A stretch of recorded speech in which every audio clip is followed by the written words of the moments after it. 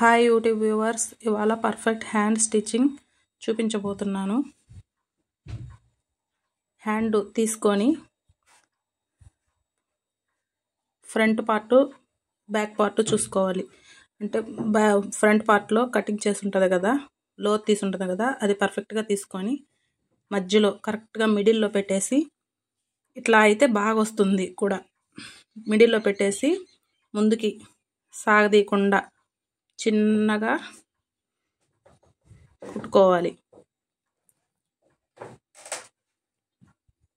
మళ్ళీ తిరగేసుకొని ఇలా స్టిచ్చింగ్ చేస్తే బాగా పర్ఫెక్ట్గా వస్తుంది. అంటే ఒక వైపు పొడుగు రాకుండా, ఒకవైపు పొట్టి రాకుండా, కరెక్ట్గా అందాజు తెలియని వాళ్ళు ఉంటారు కదా, కొత్తగా స్టిచ్చింగ్ చేసేవాళ్ళు. ఇలా అయితే వాళ్ళకి బాగా నీట్గా వస్తుంది. బ్యాక్ పార్ట్కి జాయింటు, ఫ్రంట్ పార్ట్కి జాయింటు చేసేయడమే. డబల్ స్టిచ్ వేసుకోవాలి ఎప్పుడైనా హ్యాండ్స్కి. చూడండి ఫ్రెండ్స్,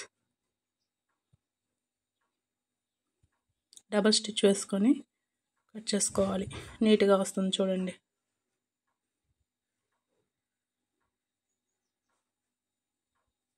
ఇప్పుడు వేరొక హ్యాండ్, ఇది కూడా అలానే మడత వేసుకుంటే లోతు తీసుకున్నది బాగా సక్రమంగా ఊపిస్తుంది. అట్లా మళ్ళీ అలానే మిడిల్లో పెట్టుకొని షోల్డర్ కుట్టు ఉంటుంది కదా, అక్కడ పెట్టేసుకొని నీట్గా లాక్కూడదు, కిందది లాక్కూడదు, పైది లాక్కూడదు. జాగ్రత్తగా 1-2 సార్లు చూసుకొని స్టిచ్చింగ్ చేసుకోవాలి.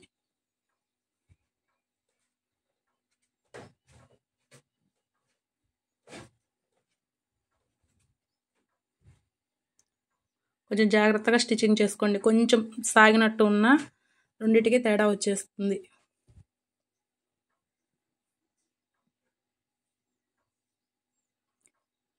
ఏ హ్యాండ్కైనా డబల్ స్టిచ్ ఖచ్చితంగా వేసుకోవాలి. బిర్రుగా బ్లౌజ్ తొడిగేసరికి పటపట అని తెగిపోతుంది. చూడండి ఫ్రెండ్స్, ఎంత నీట్గా వచ్చిందో. ఇప్పుడు సైడ్ జాయింట్లు చూడండి. మనము ఎంత ఖర్చుకు వదులుకుంటామో అంతే ఉంటుంది. చూడండి, నేను ఖర్చుకు 2 ఇంచులే వదిలాను, కానీ ఆ జాయింట్ పెట్టే వేస్తాను. చూడండి, దానికి దీనికి కరెక్ట్గా వస్తుంది.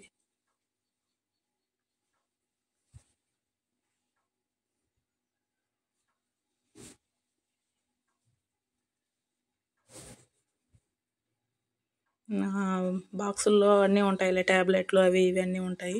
చూడండి కరెక్ట్గా అక్కడికి వచ్చిందా. ఆ 3 ఫింగర్స్ ఉంటాయి కదా, అవి కరెక్ట్గా 2 ఇంచులు ఉంటాయి. అవే నాకు గుర్తు. అంటే గవాన టేబు అవి తీసుకోవాల్సిన అవసరం ఉండదు. చూడండి, అన్నీ అట్లానే మళ్ళీ పెట్టాను చూడండి, కరెక్ట్గా అక్కడికే వచ్చింది. మనం ఒక రవ్వ అటు ఇటుగా వేసుకున్న బ్లౌజ్ పెట్టి ఆది పెట్టి స్టిచ్చింగ్ చేస్తే పర్ఫెక్ట్గా వస్తుంది. కరెక్ట్గా 2 ఇంచులకే లూజ్ పెట్టాను.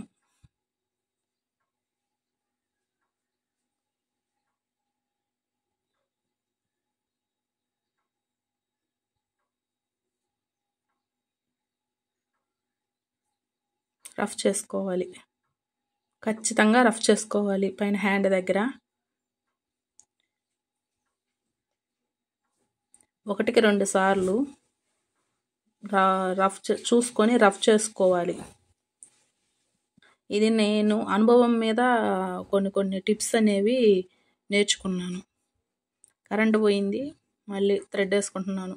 పెద్ద మిషన్ తెచ్చుకుందామని కూడా ఈ మిషన్ తెచ్చుకోవడానికి కారణం ఇదే. కరెంట్ అసలు ఎప్పుడూ ఉండదు.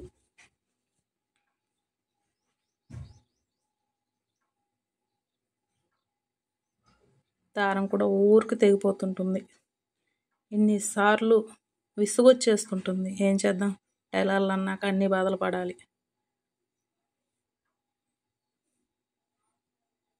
ఖచ్చితంగా 3 కుట్లు అయితే వేస్తాను.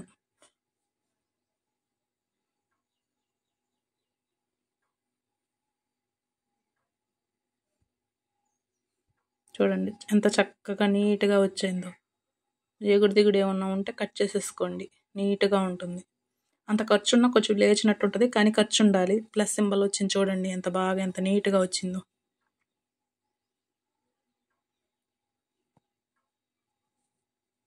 మళ్ళీ అలానే ఇప్పుడేమో ఆది బ్లౌజ్ ఏం పెట్టుకోలేదు, నా మెథడ్లోనే 3 ఫింగర్స్ పెట్టేసుకొని బార్కి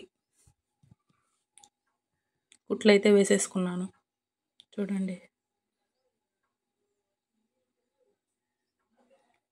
2 ఇంచులు ఆదనేసరికి నాకు ఆ 3 వేళ్ళే వస్తాయి. ఖచ్చితంగా టేప్ ఏం తీసుకోను.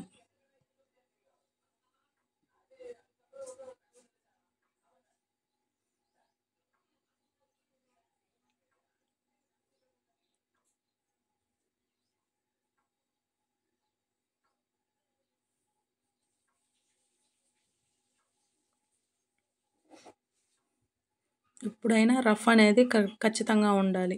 రఫ్ లేకపోతే ఊరికనే అవి కుట్లు ఊడిపోతుంటాయి. చూడండి ప్లస్ సింబల్ మళ్ళీ ఎలా వచ్చిందో. ప్లస్ సింబల్ అనేది నీట్గా వచ్చేస్తుంది.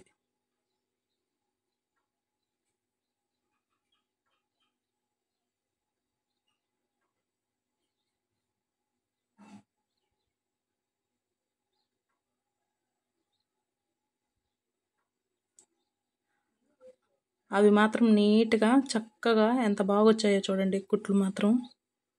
ఇప్పుడు మీకు కాజాలు మిషన్తోనే కాజాలు అనేది చూపిస్తాను చూడండి. ఎక్కువ బ్లౌజులు ఉన్నప్పుడు అలాగే యూస్ అవుతాయి. ముందు పైన రఫ్ చేయాలి.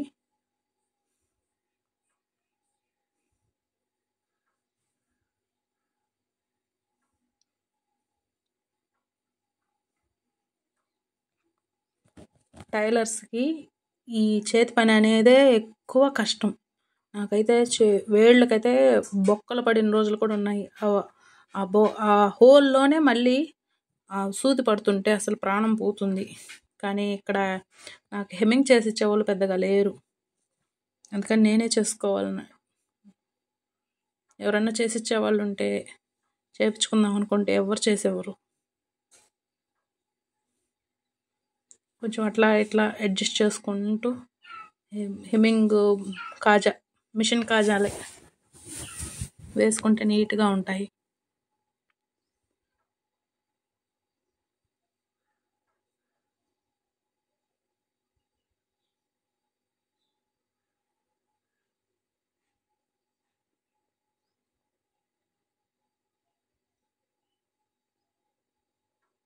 లాస్ట్న రఫ్ చేసుకోవాలండి.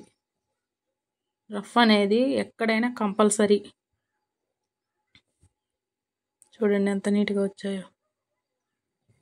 అదే కలరు దారం అయ్యేసరికి మీకు సరిగ్గా ఓపించలేదు. ఈ తాప నా బ్లౌజులో అట్లా మిషన్ కాజాలు వేసినప్పుడు బాగా నీట్గా చూపిస్తాను. నా వీడియోస్ అన్నీ నచ్చితే లైక్ చేసి సబ్స్క్రైబ్ చేయండి.